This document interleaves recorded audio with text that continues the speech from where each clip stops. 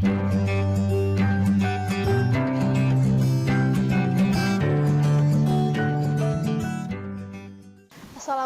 warahmatullahi wabarakatuh. Perkenalkan, nama saya Yulisna. Kali ini saya akan membahas mengenai komunikasi bisnis.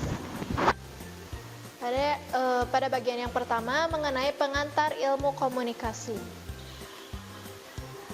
Dalam Kamus Besar Bahasa Indonesia, komunikasi adalah pengiriman dan penerimaan pesan atau berita antara dua orang atau lebih sehingga pesan yang dimaksud dapat dipahami.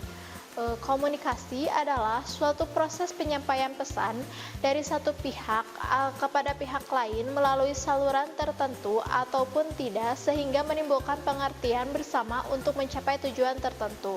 Proses komunikasi. Yang pertama, proses komunikasi secara primer. Secara primer adalah proses penyampaian pikiran atau perasaan seseorang kepada orang lain dengan menggunakan lambang sebagai media, bahasa, kial atau gestur, isyarat, gambar, warna, dan sebagainya.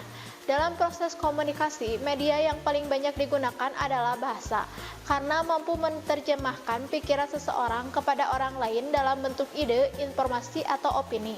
Yang kedua, proses komunikasi secara sekunder, yaitu proses penyampaian pesan oleh seseorang kepada orang lain dengan menggunakan alat atau sarana sebagai media kedua setelah memakai lambang sebagai media pertama dipakai karena relatif jauh atau jumlahnya banyak.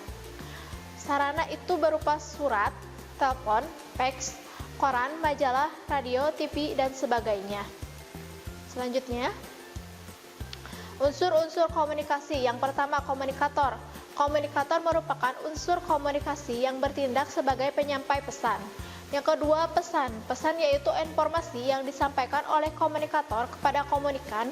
Tanpa adanya pesan, komunikasi tidak mungkin berlangsung. Yang ketiga, media komunikasi, yaitu sarana bagi komunikator untuk menyampaikan pesannya kepada komunikan seperti melalui smartphone, surat, dan lain sebagainya. Yang keempat, komunikan, yaitu penerima pesan yang disampaikan oleh komunikator.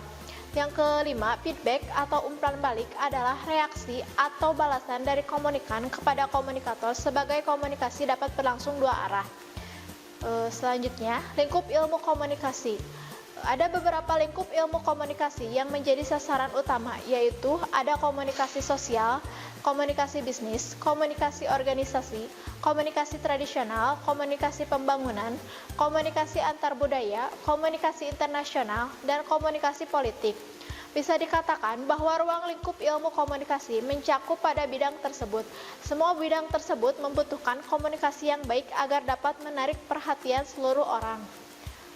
Selanjutnya, keberhasilan komunikasi dari segi komunikator. Yang pertama, kecakapan komunikator. Kecakapan harus dimiliki komunikator adalah mampu menyampaikan materi, pemilihan informasi atau data, dan teknik berbicara maupun cakap membangkitkan minat pendengar sehingga mampu menarik perhatian pendengar. Yang kedua, pengetahuan. Komunikator mempunyai pengetahuan yang luas sehingga menguasai materi yang disampaikan. Yang ketiga, sikap. Komunikator harus bersikap supel, ramah, dan tegas. Yang keempat, sistem sosial. Komunikator harus mampu menyesuaikan diri dengan situasi dan kondisi masyarakat di mana dia berbicara. Dengan demikian, komunikator akan mampu memahami dengan siapa dia berbicara dan bagaimana kebiasaannya. Yang kelima, kondisi lahiriah. Komunikator dengan kondisi fisik sehat dan tidak cacat akan menunjang keberhasilan dalam melakukan komunikasi. Faktor keberhasilan dari sudut pandang komunikan. Yang pertama, cakap. Komunikan yang cakap akan mudah mencerna materi yang diberikan oleh komunikator. Yang kedua, pengetahuan. Komunikan yang mempunyai pengetahuan luas akan cepat menerima informasi yang diberikan komunikator. Yang ketiga, ramah. Komunikan harus ramah, pandai bergaul, supel terhadap komunikator agar terciptanya proses komunikasi yang lancar. Yang keempat, sistem sosial. Komunikan harus memahami dengan siapa dia berbicara dan memahami materi apa yang dibicarakan secara mampu menyesuaikan diri dengan pembicara. Yang kelima, kondisi lahiriah. Komunikan dengan fisik sehat akan menunjang keberhasilan berkomunikasi. Selanjutnya, hambatan komunikasi. Yang pertama, kecakapan kurang. Kurang cakap berbicara, kurang mendengarkan dapat menghambat jalannya komunikan. Untuk mengatasinya, harus banyak belajar dan berlatih berbicara, menulis, baik teori maupun praktek. Yang kedua, sikap yang kurang tepat. Sikap kurang baik dan kurang tepat dapat mengurangi komunikasi. Cara mengatasinya adalah dengan sikap yang simpatik dan muka manis. Yang ketiga, pengetahuan kurang. Kurang pengetahuan atau tidak seimbang menjadi hambatan dalam memberikan informasi maupun dalam menyajikan materi. Untuk mengatasinya, maka pembicara sebaiknya menyesuaikan diri dengan pendengar. Yang keempat, kurang memahami sistem sosial. Pembicara dan pendengar kurang memahami sistem sosial baik secara formal dan informal. Untuk mengatasinya, kedua belah pihak harus memahami kebiasaan dan menyesuaikan diri. Yang kelima, salah sangka yang tidak beralasan. Untuk kelancaran komunikasi, sikap curiga yang bersifat negatif harus dihilangkan. Yang keenam, kesalahan bahasa. Terjadinya penafsiran kesalahan karena perbedaan arti dan istilah dari bahasa. Kesalahan semacam ini disebut kesalahan semantik. Yang ketujuh, jarak fisik. Komunikator dan komunikan yang jaraknya berjauhan sehingga komunikasi tidak lancar dan efisien. Untuk mengatasinya, menggunakan media komunikasi yang canggih, misalnya telepon, telegram, email, dan lain-lain. Kedelapan, indera yang rusak. Indera yang rusak tidak sehat dapat menghambat komunikasi. Misalnya suaranya yang serak karena batuk dapat menghambat komunikasi. Yang kesembilan, verbalistis. Komunikasi yang berlebihan dan hanya menyampaikan kata-kata saja akan sangat membosankan, mengaburkan isi dan tujuan komunikasi. Hal tersebut dapat diatasi dengan menggunakan alat peraga. Yang ke-10, komunikasi satu arah. Pembicara berbicara terus dari awal sampai akhir, tidak memberi kesempatan untuk bertanya kepada pendengar sehingga akan mengakibatkan tidak adanya komunikasi timbal balik dan tidak jelas. Selanjutnya, tantangan komunikasi dan lingkup komunikasi bisnis. Komunikasi dalam organisasi menurut Wiryanto, yaitu suatu aktivitas pengiriman dan penerimaan pesan-pesan yang ada di dalam sebuah organisasi, di dalam kelompok fenomenal maupun informal dari suatu organisasi. Komunikasi organisasi dapat didefinisikan sebagai pertunjukan dan penafsiran pesan di antara unit-unit komunikasi yang merupakan bagian suatu organisasi tertentu. Suatu organisasi terdiri dari unit-unit komunikasi dalam hubungan hierarkis antara yang satu dengan yang lainnya dan berfungsi dalam suatu lingkungan. Proses komunikasi organisasi. Yang pertama, komunikasi internal. Pertukaran gagasan di antara administrator dan karyawan dalam suatu perusahaan dalam struktur lengkap yang khas disertai pertukaran gagasan secara horizontal dan vertikal di dalam perusahaan sehingga pekerjaan berjalan. Yang kedua, komunikasi eksternal. Biasanya komunikasi antara pimpinan organisasi dengan khalayak audiens di luar organisasi. Komunikasi dari organisasi kepada khalayak bersifat informatif, contohnya majalah, press release atau media release, artikel surat kabar atau majalah, dan lain-lain. Komunikasi dari khalayak kepada organisasi, feedback dari kegiatan dan komunikasi yang dilakukan oleh organisasi. Selanjutnya, komunikasi nonverbal. Disampaikan dengan menggunakan isyarat, gerak-gerik suatu barang, waktu, cara berpakaian, atau sesuatu yang dapat menunjukkan suasana hati atau perasaan pada saat tertentu. Misalnya pada saat seseorang sedang sakit atau stres. Selanjutnya, saluran komunikasi formal dan informal. Saluran komunikasi formal bertujuan atau fokus pada kepentingan dalam organisasi dan untuk mencapai tujuan organisasi, serta biasanya dilakukan dengan cukup resmi. Misalnya dengan proses komunikasi tertulis melalui memo, surat, atau pernyataan melalui jumpa pers yang mana prosesnya sudah diatur dalam prosedur tertentu. Selanjutnya, saluran komunikasi informal. Di mana praktek komunikasi ini terjadi karena dasar interaksi sosial yang bisa terjadi dalam masyarakat.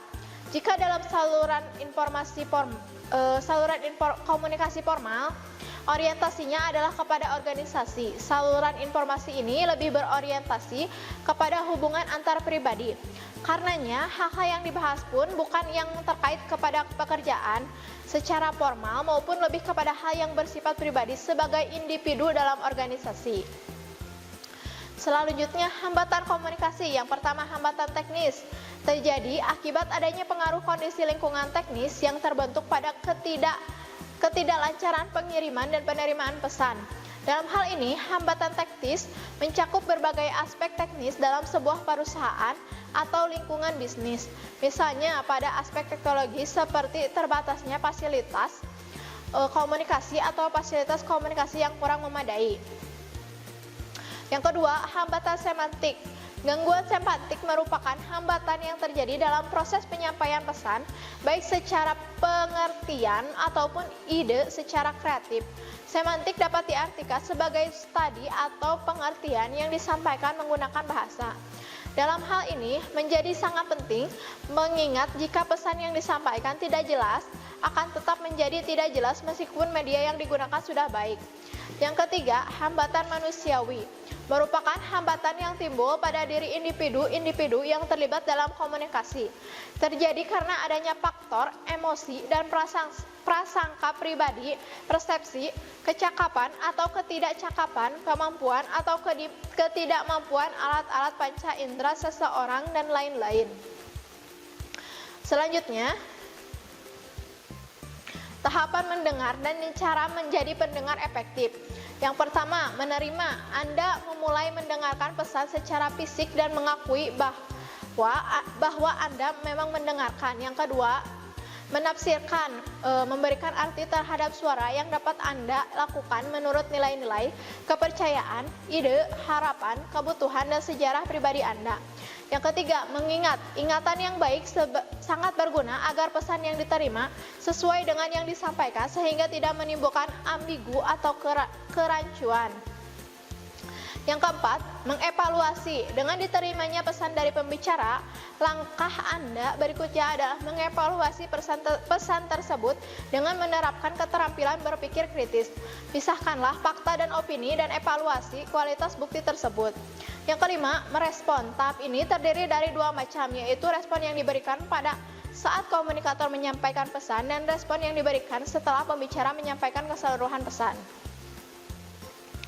Yang kedua, cara menjadi pendengar efektif.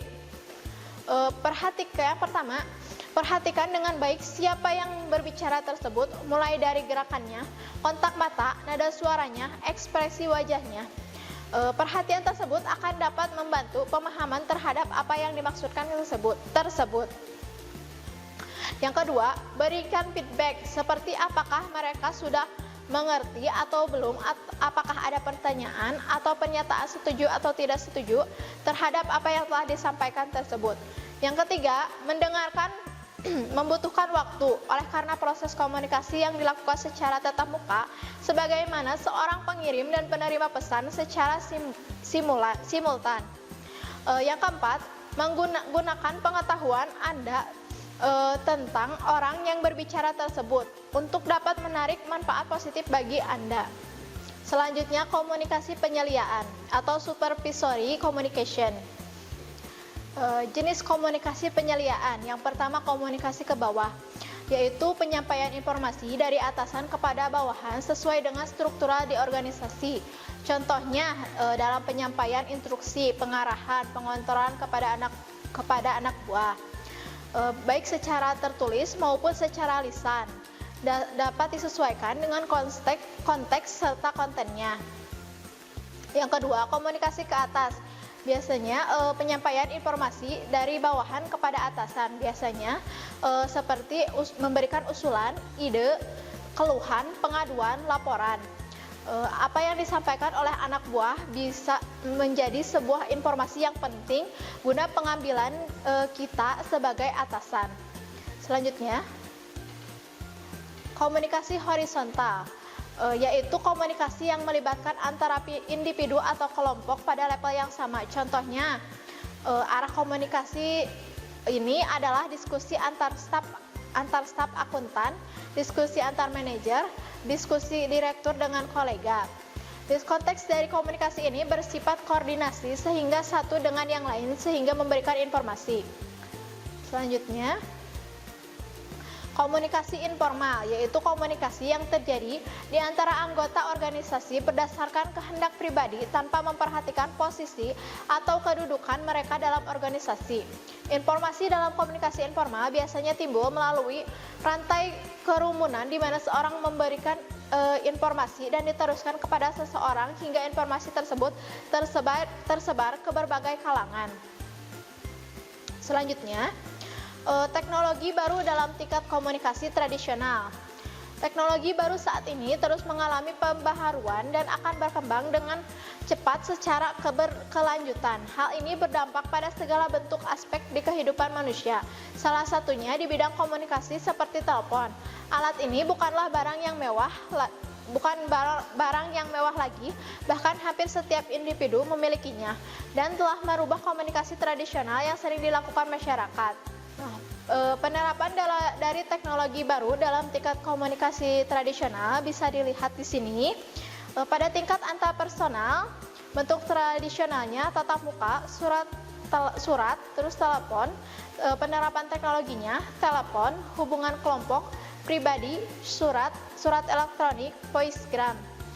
Pada tingkat kelompok, bentuk tradisionalnya tatap muka. Penerapan teknologinya konferensi telepon, telekomunikasi komputer. Pada tingkat organisasional, bentuk tradisionalnya tatap muka, memo, interkom, telepon, pertemuan.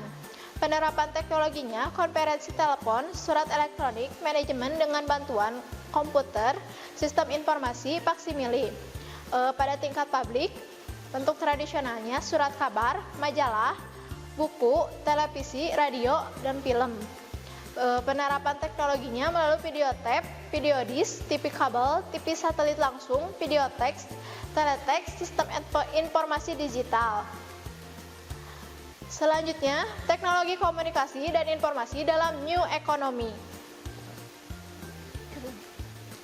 Perangkat teknologi dapat mengembangkan komunikasi. Pada zaman dulu atau zaman prasejarah, manusia berkomunikasi dengan menggunakan bahasa tubuh dalam komunikasi yang merujuk pada komunikasi nonverbal atau menggunakan petunjuk lain yang sifatnya visual sebagai bentuk komunikasi jarak jauh seperti asap atau bendera. Kini, seiring dengan perkembangan alat komunikasi, komunikasi telah berevolusi menjadi fasilitator bagi berbagai macam kegiatan yang kita lakukan dalam kehidupan sehari-hari. Di era serba instan seperti sekarang, segala sesuatunya terkait dengan penggunaan teknologi komunikasi untuk menyebarluaskan informasi kepada halayak yang lebih luas. Jenis-jenis informasi atau jenis-jenis berita kini dapat dikirimkan melalui macam-macam media komunikasi, terutama media komunikasi modern kepada halayak yang jauh lebih luas. Yang selanjutnya, keuntungan menguasai teknologi komunikasi. Yang pertama, komunikasi menjadi lebih mudah dan cepat. Yang kedua, memudahkan akses informasi. Yang ketiga, mempersingkat waktu dan memangkas biaya. Yang keempat, proses perdagangan dilakukan secara elektronik. Yang kelima, transaksi secara daring. Yang keenam, membuat proses komunikasi pembelajaran menjadi semakin menarik. Yang ketujuh, membantu proses komunikasi pemerintahan. Yang kedelapan, komunikasi tanpa batas. Yang kesembilan, berbagi informasi secara efektif. Yang kesepuluh, membuka peluang untuk dapat bekerja secara daring. Selanjutnya, keuntungan menguasai teknologi informasi. Yang pertama dalam bidang sosial, yaitu kemajuan teknologi komunikasi yang cepat dapat mempermudah komunikasi antara suatu tempat dengan tempat yang lainnya. Dalam bidang pendidikan, informasi yang dibutuhkan akan semakin cepat dan mudah diakses untuk kepentingan pendidikan. Kedua, inovasi dalam pembelajaran semakin berkembang dengan adanya inovasi e-learning yang semakin memudahkan proses pendidikan. Yang ketiga, kemajuan TIK juga akan memungkinkan berkembangnya kelas virtual atau kelas yang berbasis telekonferensi yang tidak mengharuskan sang pendidik dan peserta didik berada dalam satu ruangan. Yang keempat, sistem administrasi pada sebuah lembaga pendidikan akan semakin mudah dan lancar karena penerapan sistem TIK. Selanjutnya, dalam bidang ekonomi, yang pertama, semakin maraknya penggunaan TIK akan semakin membuka lapangan pekerjaan. Yang kedua, bisnis yang berbasis TIK atau yang biasa disebut e-commerce dapat mempermudah transaksi-transaksi bisnis suatu perusahaan atau perorangan. Yang ketiga, dengan fasilitas pemasangan iklan di internet pada situs-situs tertentu akan mempermudah kegiatan promosi dan pemasaran suatu produk. Selanjutnya dalam bidang pemerintahan, yang pertama teknologi informasi dan komunikasi yang dikembangkan dalam pemerintahan atau yang disebut e-government membuat masyarakat semakin mudah dalam mengakses kebijakan pemerintah sehingga program yang dicanangkan pemerintah dapat berjalan dengan lancar. Yang kedua, e-government juga dapat mendukung pengelolaan pemerintah yang lebih efisien dan bisa meningkatkan komunikasi antara pemerintah dengan sektor usaha dan industri.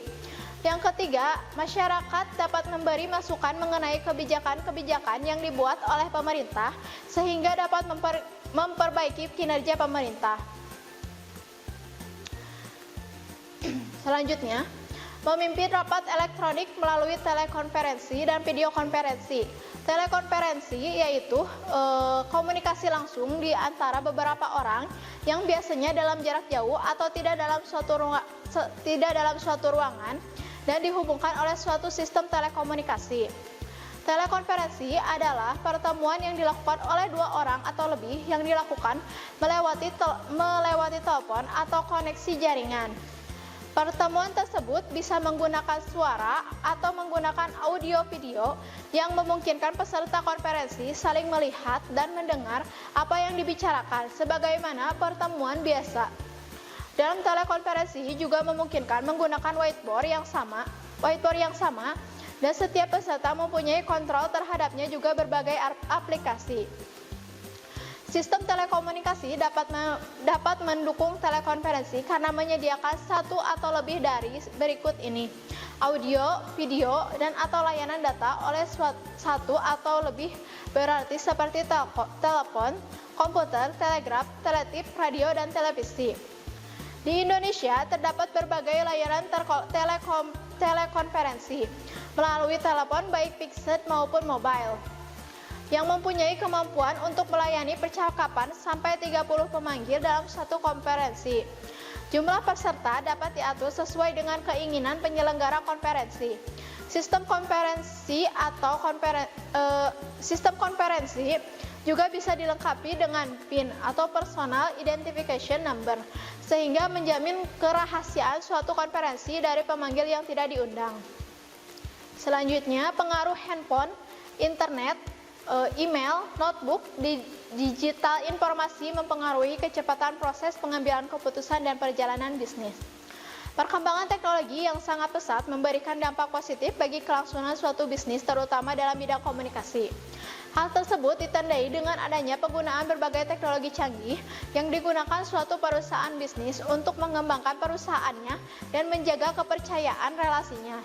Pernyataan tersebut merupakan bukti bahwa teknologi mempunyai pengaruh yang sangat besar terhadap komunikasi bisnis yang berlangsung pada suatu perusahaan.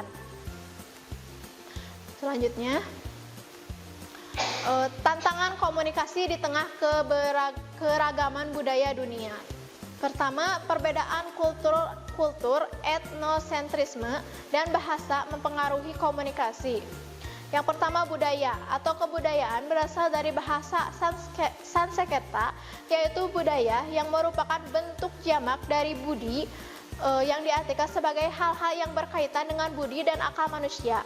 Dalam sumber lain, budaya diartikan sebagai suatu cara hidup yang berkembang dan dimiliki bersama oleh sebuah kelompok orang dan diwariskan dari generasi ke generasi. Budaya terbentuk dari banyak unsur yang rumit, termasuk sistem agama dan politik, adat istiadat, bahasa, perkakas, pakaian, bangunan, dan karya seni. Etnosentrisme. Menurut Matsumoto, etnosentrisme adalah kecenderungan untuk melihat dunia hanya melalui sudut pandang budaya sendiri. Berdasarkan definisi ini, etnosentrisme tidak selalu negatif sebagaimana umumnya dipahami. Etnosentrisme dalam hal tertentu yang merupakan sesuatu yang positif, tidak seperti anggapan umum yang mengatakan bahwa etnosentrisme merupakan sesuatu yang semata-mata buruk. Etnosentrisme juga merupakan sesuatu yang posisional karena mendorong kelompok dalam perjuangan mencari kekuasaan dan kekayaan. Selanjutnya bahasa. Menurut Goris Kerap, bahasa adalah alat komunikasi antara anggota masyarakat berupa simbol, bunyi yang dihasilkan oleh alat ucap manusia. Bahasa memberikan kemungkinan yang jauh lebih luas dan kompleks daripada yang dapat diperoleh dengan mempergunakan media tadi. Bahasa haruslah merupakan bunyi yang dihasilkan oleh alat ucap manusia, bukannya sembarang bunyi, dan bunyi itu sendiri haruslah merupakan simbol atau perlambang. Selanjutnya, perbedaan komunikasi antar kultur low contact dan high contact. Budaya konteks tinggi dan budaya konteks rendah mempunyai beberapa perbedaan penting dalam cara penyajian pesannya. Anggota budaya konteks tinggi lebih terampil membaca perilaku nonverbal dan dalam membaca lingkungan, dan mereka menganggap bahwa orang lain juga akan mampu melakukan hal yang sama. Jadi mereka berbicara lebih sedikit daripada anggota-anggota budaya konteks rendah. Umumnya, komunikasi mereka cenderung tidak langsung dan tidak eksplisit. Budaya konteks tinggi antara lain Jepang, Arab, Yunani, Spanyol, Italia, Inggris, Prancis, Amerika, Skandinavia, Jerman, sampai Swiss. Budaya konteks rendah sebaliknya menekankan komunikasi langsung dan eksplisit. Pesan verbal sangat penting dan informasi yang akan dikomunikasikan disandi dalam pesan verbal. Budaya konteks rendah antara lain budaya Cina, Korea, Jepang, dan Indonesia. Selanjutnya, elemen keberhasilan komunikasi lisan dan tulisan yang melampaui batas-batas negara. Yang pertama, nilai-nilai sosial, nilai kemasyarakatan yang hidup dan berkembang pada suatu wilayah. Yang kedua, peran dan status. Sektor publik dan status sosial yang berbeda ukurannya antar negara satu dengan yang lainnya. Yang ketiga, pengambilan keputusan. Di setiap kebudayaan, sistem pengambilan keputusan akan berbeda dengan kebudayaan lain. Contohnya, di negara-negara maju seperti Amerika Serikat, para eksekutif selalu berupaya cepat dan seefisien mungkin mengambil suatu keputusan penting. Sedangkan di kawasan Asia, keputusan cenderung berlangsung secara lambat dan bertele-tele. Selanjutnya, yang keempat, konsep waktu. Sebagian besar penduduk di negara maju menyadari bahwa waktu sangatlah berharga. Untuk menghemat waktu, mereka membuat rencana bisnis secara efisien dengan memusatkan perhatian pada tugas dan periode tertentu. Sedangkan di Asia, umumnya memandang waktu secara fleksibel. Menurut mereka, menciptakan dasar-dasar hubungan bisnis lebih penting daripada sekedar dapat menyelesaikan suatu pekerjaan. Yang kelima, konsep jarak komunikasi. Adanya pemisahan kepentingan pribadi dengan kepentingan bisnis tergantung kapan dia melakukan komunikasi. Yang keenam, konteks budaya. Penggunaan konteks rendah dan konteks tinggi tergantung di kebudayaan mana komunikasi itu berada dan berlangsung. Yang ketujuh, bahasa tubuh. Bahasa tubuh merupakan salah satu elemen penting dalam komunikasi, khususnya high context culture. Selanjutnya, interpersonal communication mempengaruhi hasil komunikasi. Dalam sudut pandang psikologis komunikasi, hubungan interpersonal yang baik dapat membuat orang semakin lebih terbuka untuk mengungkapkan dirinya, semakin lebih cermat dalam memberikan persepsi terhadap dirinya dan orang lain, sehingga komunikasi yang berlangsung di antara partisipan komunikasi akan semakin efektif. Oral communication, understatement and exaggeration, complement, silent, voice qualities. Understatement merupakan kebiasaan mengecilkan persoalan, sedangkan exaggeration adalah pernyataan yang dilebih-lebihkan atau dibesar-besarkan. Compliment adalah ungkapan kata pujian atas diri seseorang, bisa dalam konteks berkomunikasi atau sapaan akrab. Silent mempunyai arti yang berbeda-beda dalam bahasa budaya yang berbeda. Di Jepang, dalam diam bisa berarti I don't like your idea. Tetapi juga bisa berarti I'm thinking. Orang Mesir mengartikan diam dengan konsentrasi. Orang Yunani mengartikannya sebagai penolakan. Kalau di Indonesia, diam adalah bisa takut atau tidak mengerti sama sekali. Voice qualities adalah keras lemahnya suara dalam berkomunikasi. Terlalu keras dalam bersuara, lawan bicara bisa mengartikan pernyataan tersebut dengan tulus hati, sungguh-sungguh, atau malah bisa diartikan kasar. Selanjutnya, komunikasi nonverbal. Body language, contohnya mengatakan no bagi orang Amerika dan Kanada, mengatakan no dengan menunjukkan geleng-geleng kepala. Orang Bulgaria menunjukkan dengan kepala naik turun. Orang Jepang dengan menggerak-gerakkan tangan kanan. Orang Sisilia, Italia dengan mengangkat dagunya. Eye contact, contohnya orang Amerika Utara melihat eye contact sebagai tanda kejujuran. Orang yang berkomunikasi dengan orang lain tidak memandang mata lawan bicara dipandang tidak jujur. Anak-anak orang Puerto Rico diajarkan untuk tidak memandang mata orang dewasa karena tidak sopan. Orang Jepang mengajarkan anak-anak mereka agar melihat orang yang jauh lebih tua hanya sebatas leher. Di Korea, memandang lawan bicara terus-menerus diartikan sebagai tanda perbuatan kasar. Di negara Arab, antara pria dan wanita tidak dianjurkan untuk saling menatap satu sama lain, karena bisa diartikan melanggar hukum agama Islam atau memandang orang yang bukan muhrimnya. Smiling, pepatah Cina kuno mengatakan, orang tanpa senyuman tidak boleh membuka toko. Senyum adalah bahasa universal yang bisa menutupi rasa malu, kesedihan, duka, emosi, bahkan rasa marah seseorang. Gestur mempunyai makna berbeda di tiap negara. Di Bulgaria, orang yang mengangguk-anggukkan kepala bisa berarti mengatakan no, dan menggeleng-gelengkan kepala mereka yang bisa berarti berkata iya. Personal space adalah jarak yang diinginkan seseorang ketika berkomunikasi atau pertukaran yang bukan dalam kondisi intim.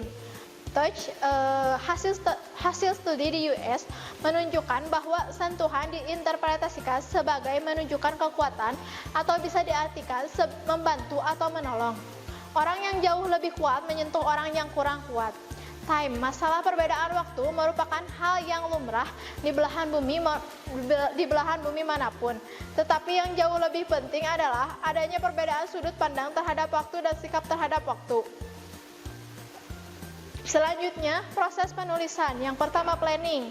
Selama fase perencanaan, Anda memberikan tentang fundamental pesannya, alasan pengkomunikasian, dan audiens. Anda menganalisa audiens agar Anda bisa merangkai pesan untuk kebutuhan dan harapan mereka.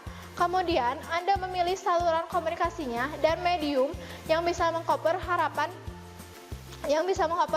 dan kebutuhan audiens. Yang kedua, organizing dan composing. Tahap berikutnya yaitu mengorganisasikan ide-ide dan mulai menyusun draft pertama Anda. Pemilihan kata, membuat kalimat dan paragraf, dan memilih ilustrasi-ilustrasi dan rincian-rincian untuk mendukung main ide Anda. Yang ketiga, revising. Anda diformulasikan dan disusun dalam draft pertama. Anda melangkah kembali untuk melihat apakah Anda telah mengekspresikan ide atau gagasan Anda secara benar. Anda review isi dan organisasikan pesan. Anda secara keseluruhan seperti style, struktur, dan tingkat kemudahan dibaca dan diartikan maknanya oleh orang lain secara benar. Selanjutnya, perencanaan dokumen bisnis. Yang pertama, analisis situasi, definisikan tujuan dan susunan profil audiens. Yang kedua, kumpulkan informasi, tentukan kebutuhan audiens, dan peroleh informasi yang diperlukan untuk memenuhi kebutuhan tersebut. Yang ketiga, seleksi media yang tepat. Pilihlah media yang terbaik untuk mengirimkan pesan Anda. Yang keempat, atur informasi, definisikan ide pokok Anda, batas ruang lingkup Anda, seleksi pendekatan langsung atau tidak langsung, dan buat garis besar isi pesan. Selanjutnya, surat, memo, dan email. Menulis permintaan langsung. Jenis atau tipe pesan yang paling umum digunakan adalah penyampaian langsung pada poin yang dituju. Pesan ini dapat berbentuk surat dan memo.